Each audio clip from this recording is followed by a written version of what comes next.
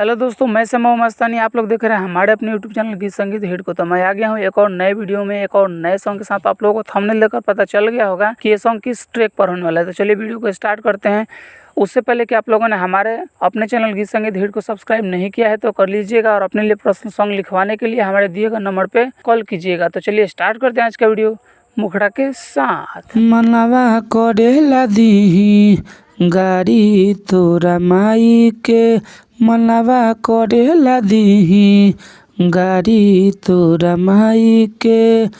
गलती कैले ते हूँ सुन, गलती कैले ते हूँ सुन, दोसरा बजाई के। मनवा मनवा अरे मनवा करेला दी गाड़ी तोरा माई के, मनवा करेला दी गाड़ी तोरा माई के। तो ये था मुखड़ा। उम्मीद करते हैं कि आप लोगों को अच्छा लगा होगा। अगर अच्छा लगे तो एक लाइक जरूर कीजिएगा। तो चलिए चलते हैं अपने फर्स्ट अंतरे की तरफ। दोसरा पगैले ते तो हमारा के छोड़ के, खुशियाँ मनावो अब दिल हमर तोड़ के।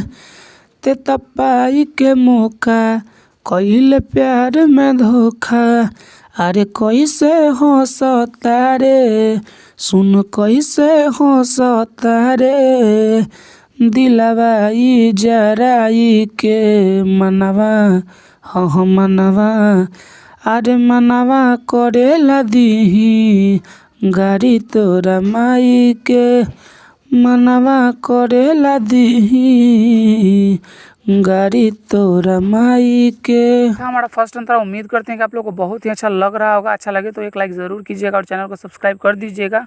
और अगला सॉन्ग किस ट्रैक पर चाहिए कमेंट करके बताइएगा। तो चलिए चलते हैं अपने दूसरे अंतरे की तरफ। मिथले समाही श्याम बाबू मस्तानी, काहे लइखु बुझत ऋतिक के परेशानी।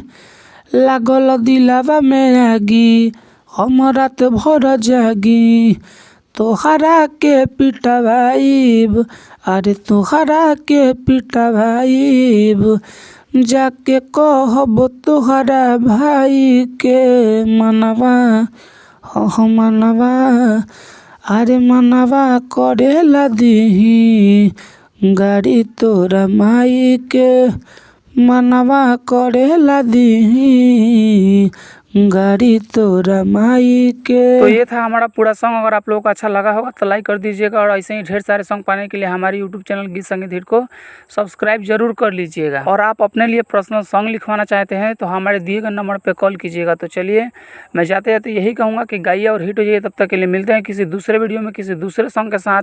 तब तक के लिए नमस्कार।